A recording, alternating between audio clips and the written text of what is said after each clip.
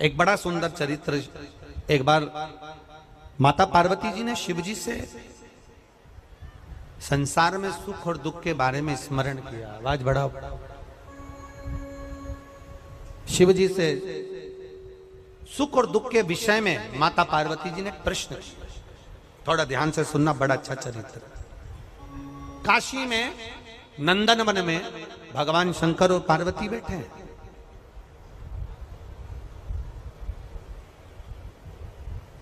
और नंदन वन में जब माता पार्वती और शिव जी बैठे थे तो पार्वती जी ने शिव जी से एक प्रश्न करा कि जीवन में सुख और दुख कितने विचित्र हैं, ये क्यों आते हैं? सुख मिला तो क्यों मिला और दुख मिला तो क्यों मिला? ये माता पार्वती जी ने शिव जी से प्रश्न किया। शंकर भगवान ने बड़े भाव से इस सुख दुख के चरित्र का वर्णन किया। शिव जी कहते हैं, सुनो पार्वती, मैं तुम्हें एक चरित्र सुनाता हूं।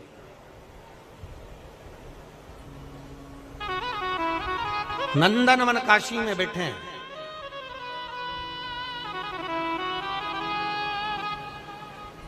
और नंदनवन काशी में बैठकर भगवान शंकर पार्वती जी से कर मैं तुम्हें एक चरित्र सुनाता हूं। एक सेठ जी, करोड़पति, धनपति, अरबपति, बहुत पैसा, दुनिया का सारा ठाठ सेठ जी के पास में था। दुनिया का सारा वैभव सेठ जी के पास में था। करोड़ों का धन सेठ जी के पास में, गाड़ी बंगला सब कुछ, सब दिया परमात्मा ने, बहुत दिया। पर सेठ जी कंजूस थे और उन्होंने अपनी जिंदगी में आज तक एक चवन्नी का दान नहीं किया, कभी किसी को एक गिलास पानी नहीं पिलाया। रिश्तेदार भी अगर आ जाएं तो वो पानी ना पिलाए, भोजन ना कराए, तो रिश्तेदारों ने आना भी बंद कर दिया। कोई नहीं आता, कभी दान नहीं करा। और उसके यहाँ का नियम था, सेठ जी के 3 बेटे, सेठ जी के तीनों बेटों में से 2 बेटों की शादी हो गई, एक बेटा कुंवारा था, सबसे छोटा वाला। छोटे बेटे की शादी होना थी, सेठ जी ने संबंध देखा और बच्चे का विवाह करा। छोटी बहू घर के अंदर आ गई। छोटी बहू आई तो घर की जो जेठानियां थी, दोनों जेठानियों ने छोटी बहू को अपने कमरे में बिठाया और बिठाकर समझाया, सुनो,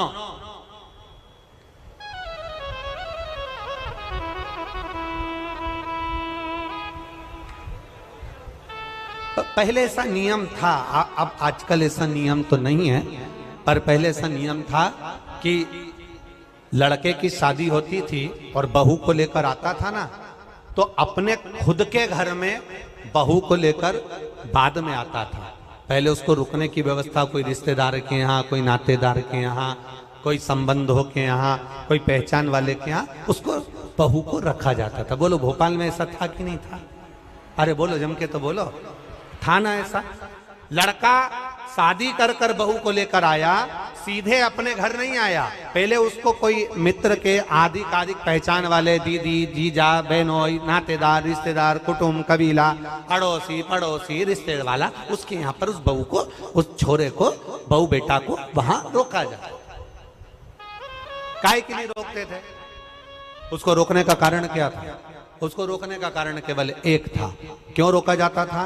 केवल एक कारण से कि बहू जब वहां पर आए तो उसको हमारे घर के बारे में हमारे रिश्तेदार सब बता दें कि तुम्हारी सास ऐसी है, तुम्हारे ससुर ऐसे हैं, तुम्हारा देवर ऐसा है, तुम्हारा जेठ ऐसा है, तुम्हारा परिवार ऐसा है। अब जो छोटी बहू आई है तो दोनों जेठानियों ने उससे मिला और मिलकर कहा, सुनो, हमारे ससुर का एक नियम बड़ा प्रबल है, उसको याद रखना। हमारे ससुर का नियम बड़ा तेज है, उसको याद रखना। कौन सा नियम? छोटी बहू ने पूछा कि तुम्हारे यहाँ का नियम क्या है? तो हमारे ससुर का एक नियम है, कभी जिंदगी में अगर घर में रहना है तो दान बिल्कुल, बोलो बोलो, जम के बोलो, नहीं करना। एक रोटी का भी दान मत करना। अगर डब्बे में रोटी बच जाए तो दूसरे दिन उस रोटी को मिक्सर में पीस के चूड़ा बना के खा जाना, पर गाय को भी मत देना। ये हमारे ससुर का नियम।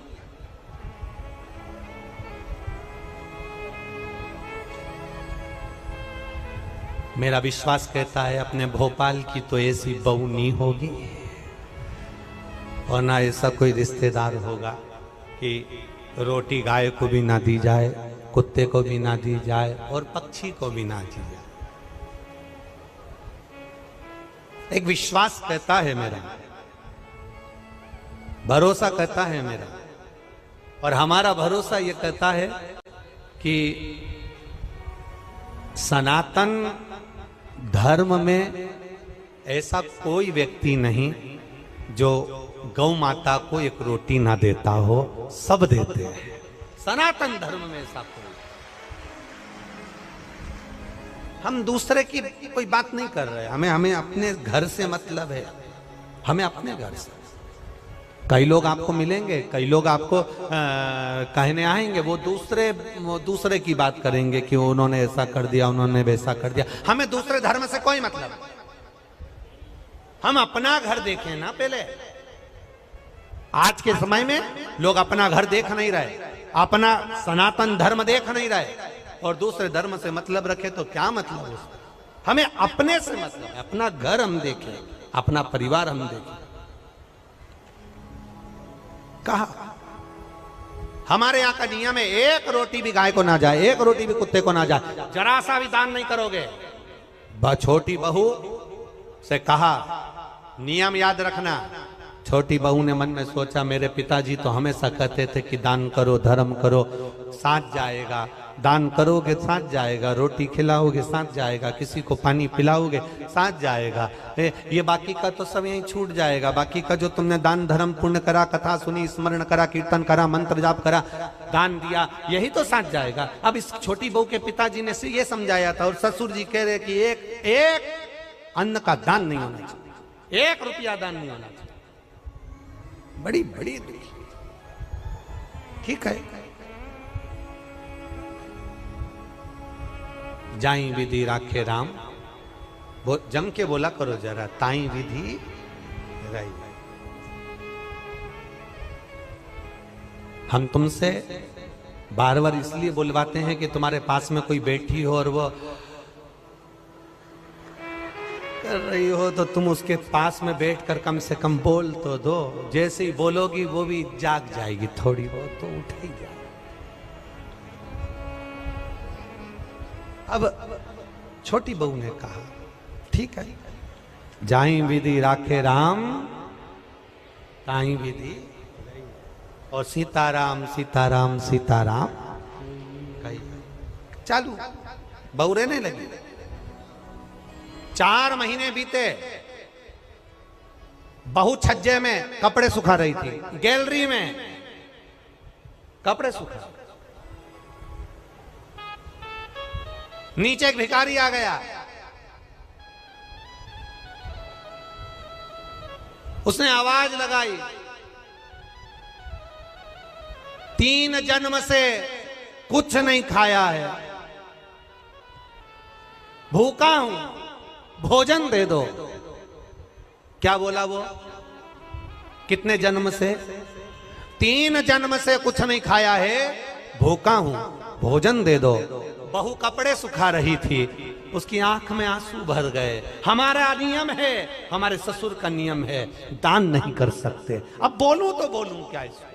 छोटी बहू अपने पिता के संस्कारों को छोड़ ना पाई और ऊपर कपड़े फटकते फटकते, कपड़े को जब पानी से निचोड़ते हैं, निचोड़ कर सूखने डालते हैं, एक बार फटक देते हैं। फटकने का मतलब ये होता है कि पानी झड़ जाए से मतलब नहीं होता। फटकने का मतलब ये होता है उसमें जो सल हैं वो अच्छे हो जाए। फटका, और फटकते समय तार पर गैलरी में कपड़ा डालती डालती बोली,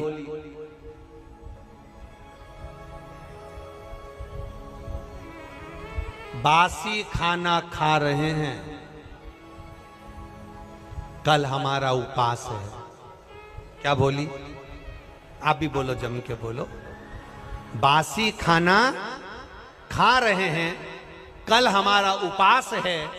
इतना भिखारी ने सुना और भिखारी चले गया। अब भिखारी तो चले गया, पर नीचे जो कुर्सी डाल के अखबार पढ़ रहा था, कौन? जम के बोलो, ससुर। बस उसने सुन लिया। अच्छा हुआ तुमने ससुर बोला हो, नहीं तो एक जगह कथा कर रहे थे, उन्होंने कह दिया एक भिखारी तो चले गया, पर नीचे जो कुर्सी डाल के अखबार पढ़ रहा था, तो लोगों ने कह दिया वो भी। भोपाल के लोग, एक बात तो है, इस मामले में समझदार बहुत है। जबरदस्ती लोग भोपाली लोगों का, भोपाल के लोगों के कह देते हैं साहब माँ तो इतनी गाली बकते हैं, माँ तो ये साड़ा तेड़ा बोलते हैं, साहब माँ तो बात बात में अपशब्द कह देते हैं। हमने देखा, अभी हमको भी यहाँ पर 3 दिन हो गए, सब अच्छे से ही बोल रहे हैं, सब अच्छे। एक भी ऐसा नहीं मिला जो गड़बड़ बोला, एक भी नहीं। बड़े भाव, वो तो दुनिया के लोग हैं, कहते रहेंगे, अपन तो अपना भजन करो। भिखारी चले गया, कुर्सी डालकर अखबार पढ़ रहा था, कौन? ससुर। और अखबार पढ़ते पढ़ते उसके कानों में शब्द गया कि बहू ने कहा बासी खाना खा रहे हैं, कल हमारा उपास है। भिखारी तो गया, ससुर को क्रोध आ गया, और ससुर को गुस्सा आया, बताओ कल की आई बहू 4 महीने नहीं हुए, इसको कौन सा बासी खाना खाने को दे दिया, और कौन सा इससे उपास करवा दिया? इतना अच्छा खाना मिल रहा है, रोज ताजा खाना खा रही है, अच्छे से रह रही है, इसका पति कमा रहा है, और हम उपास करा रहे हैं। ससुर को क्रोध आया, उसने दोनों बहुओं को बुलाया, बड़ी बहुओं को बुलाकर कहा अब इस बहू को मैं अपने घर में नहीं रख सकता, क्योंकि इसने मेरी बदनामी कर दी एक भिखारी के सामने, मेरी बदनामी कर दी है भिखारी के सामने।